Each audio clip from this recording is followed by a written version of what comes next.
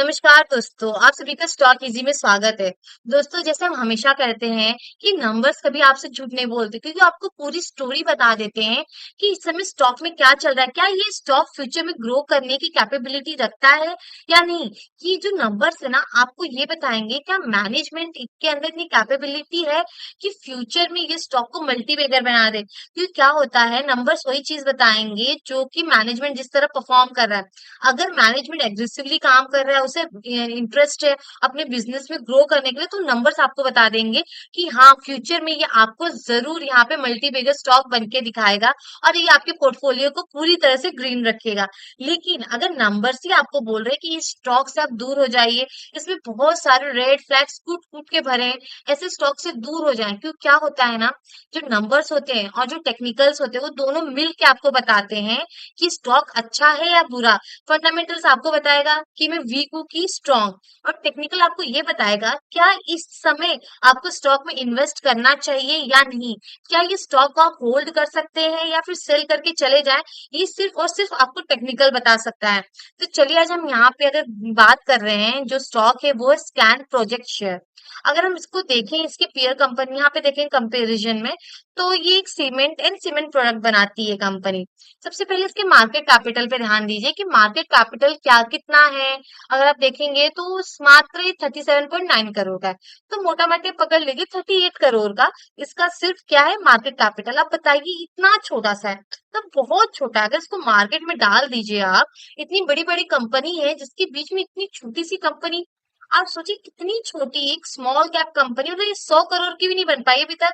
मात्र 38 करोड़ का इसका क्या है, मार्केट कैप है। और इसका डेट अगर आप देखेंगे तो 0.77 करोड़ है। तो आप बोलेंगे कि ये ऑलमोस्ट डेट फ्री कंपनी है, लेकिन अगर यही एक 1000 करोड़ 2000 करोड़ कंपनी का अगर डेट होता तो आप बोलते कि हाँ, ये एक डेट फ्री कंपनी। लेकिन इसका मार्केट कैपिटल भी छोटा है ना, तो हिसाब से इसके लिए डेट छोटा नहीं है, उसके लिए डेट बड़ा है। छोटा, अब ये भी मतलब बहुत बड़ा भी डेट नहीं है, लेकिन हाँ, ये बहुत छोटा डेट भी नहीं है, लेकिन कंपनी के ऊपर डेट है।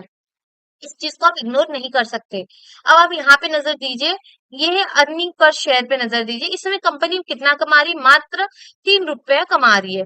और यहाँ पे इसको रिवॉर्ड का कितना मिल रहा है, 38.7। मतलब यहाँ पे मार्केट को अभी लग रहा है ये स्टॉक और ऊपर जाएगा, एक मल्टी बेगर बन सकता है। ऐसे लोगों के अंदर अभी ये माइंडसेट है, ये एक हवा उड़ा हुआ एक हाइप बन गया है शेयर का। तो इसका शेयर प्राइस आप देखिए 132 का, मार्केट कैपिटल इसका कितना छोटा है कंपनी का। और आप अगर देखें तो कंपनीज को जो मार्केट है, जो नॉविस रिटेलर्स हैं, और जो मार्केट कैसे बनता है, लोगों के ओपिनियन से बनता है। और अक्सर नॉविस रिटेलर का ही ओपिनियन लगा होता है, क्योंकि उनको लगता है कि ऐसे स्टॉक्स ऊपर जाएंगे। क्योंकि जब वो देखते हैं कि छोटा नंबर, अगर समझ लिए 60 रुपया 50 रुपया का कोई स्टॉक, अगर वो 100 रुपए तक भी जाता है ना, तो उनकी नजर में आ जाती है कि अरे ये तो अभी ऊपर गया। जैसे वो नीचे आता ना, तो जो नॉविस रिटेलर्स होते हैं वो फट से ऐसे स्टॉक्स को खरीदना शुरू कर देते हैं। जिन्हें नहीं पता कि फाइनेंशियल स्टेटमेंट नाम की भी कोई चीज होती है, हमें उसे भी जाके चेक करना चाहिए। जिसे नहीं पता होता वो ऐसे स्टॉक्स में जाके इन्वेस्ट कर देता है। अब लास्ट में क्या होता है, ऐसे में कौन फंसता है, हमेशा रिटेलर्स ही फंसते हैं, क्योंकि उन्हें नहीं पता होता कब हमें ऐसे स्टॉक से बाहर निकल जाना चाहिए। अब थोड़ा हम चलते हैं इसके फाइनेंशियल स्टेटमेंट में नजर देते हैं। ये रहा इसका प्रॉफिट एंड लॉस स्टेटमेंट, इसको इनकम स्टेटमेंट भी बोलते हैं। अगर आप देखेंगे इनके रेवेन्यू पे नजर डालिए, कंपनी का रेवेन्यू है ये। क्या 2014 में इनका रेवेन्यू कितना था, फोर, मात्र 4 करोड़ का। आप बताइए, क्या आप ऐसे कंपनी में इन्वेस्ट करेंगे जिसका कोई रेवेन्यू जनरेट नहीं कर रहा है। अब सोचिए, 4 करोड़ से आज का दिन है 12 करोड़ 2025 में भी, बस ये 12 करोड़ कमा रही है। क्या आप ऐसे कंपनी में इन्वेस्ट करना चाहेंगे। और जिसका शेयर प्राइस देख रहे हो आप, किस तरह यहाँ पे इसको मैनिपुलेट करके प्राइस को ऊपर लेके जाया गया है। ये मैनिपुलेशन नहीं है तो और क्या है।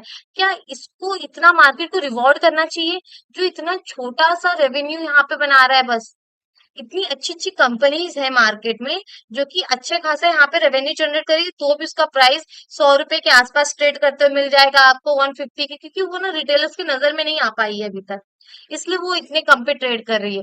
अब ये देखिए, रिटेलर्स की नजर में ये स्टॉक आ चुका है। तो इसका देखिए, आप बताइए क्या आप ऐसे स्टॉक में, अगर आपको पता है कि फाइनेंशियल स्टेटमेंट कैसे देखते हैं, कि अगर कंपनी रेवेन्यू नहीं जनरेट करे तो उसमें पैसा इन्वेस्ट करने का मतलब नहीं होता है। आप देख रहे हो, क्या ऐसे स्टॉक में आप लॉन्ग टर्म के लिए इन्वेस्ट करोगे। आपका मन करेगा कि इसमें मैं इन्वेस्ट करके अपने पैसे को भूल जाऊं। हाँ, आप इन्वेस्ट करके पूरी तरह से भूल जाइए कि आपके पास कभी कोई पैसा भी था, क्योंकि उसमें का 1 रुपया आपको मिलने वाला नहीं है ऐसे स्टॉक में इन्वेस्ट करने के बाद। आपने जो अपनी मेहनत की कमाई कमाई के इसके अंदर डाले रहेंगे ना प्रिंसिपल अमाउंट, वो भी आपको नहीं मिल पाएगा, क्योंकि स्टॉक कुछ कमा नहीं रहा है यहाँ पर। आप देख रहे हो 4 करोड़ से लेके आज का सिर्फ 12 करोड़। मतलब आप देख रहे हैं जो डिफरेंस देख रहे हैं यहाँ पे, जो यहाँ पे 12 साल का दिख रहा है।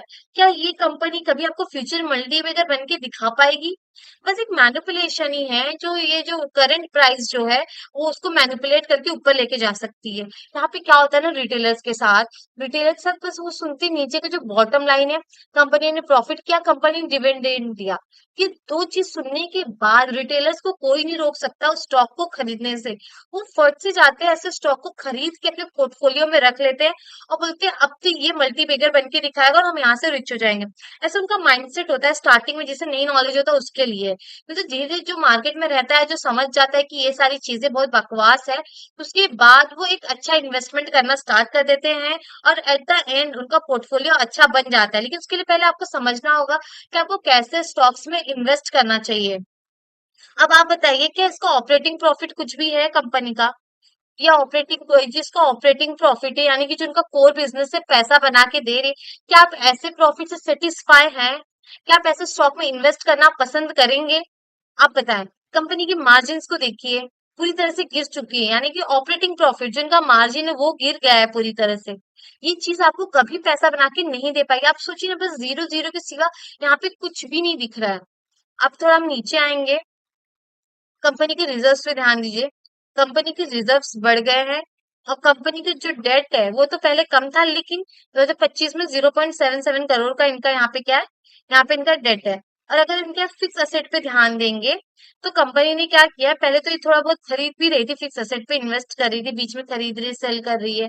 लेकिन 2025 में अगर आप देखेंगे तो 0.29 का हो गया इनका फिक्स असेट 43 से, और अभी देखेंगे 28 पे आ गया।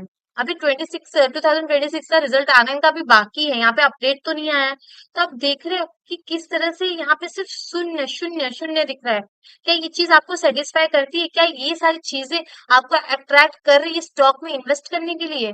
बिल्कुल नहीं। ऐसे स्टॉक से आपको तुरंत दूर हो जाना चाहिए, क्योंकि ये कभी आपको पैसा बना के नहीं दे पाएगी। इनकी तरह कैपेबिलिटी नहीं है ना, मैनेजमेंट इतना एग्रेसिवली काम भी नहीं कर रहा है ना, वो फिक्स असेट ना है कंपनी के पास, वो भी सेल कर दे रहा है। दूसरी बात, वो कैपेक्स नहीं कर रहा है।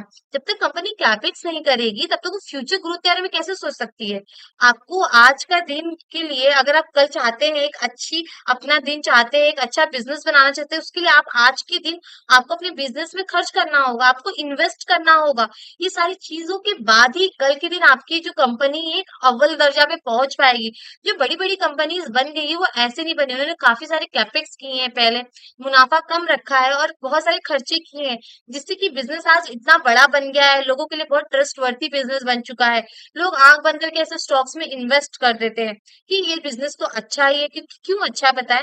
मैनेजमेंट मैनेजमेंट इस तरह काम कर रहा है, एकदम ट्रस्टवर्दी, मतलब एग्रेसिवली काम कर रहा है, उसको भी चाहता है बिजनेस में ग्रो हो, ताकि जो मेरे शेयर होल्डर्स है, जो मेरे इन्वेस्टर्स है, वो फ्यूचर में अपना पैसा बना सके, उन्हें रिग्रेट ना हो हमारे कंपनी में पैसा डालने के लिए। अब वो लोगों को कंपनी के ऊपर ट्रस्ट बन चुका है ना कि मैनेजमेंट अच्छा है। तो यहाँ पे तो साफ साफ दिख रहा है कि मैनेजमेंट का कोई यहाँ पे परफॉर्मेंस नहीं है।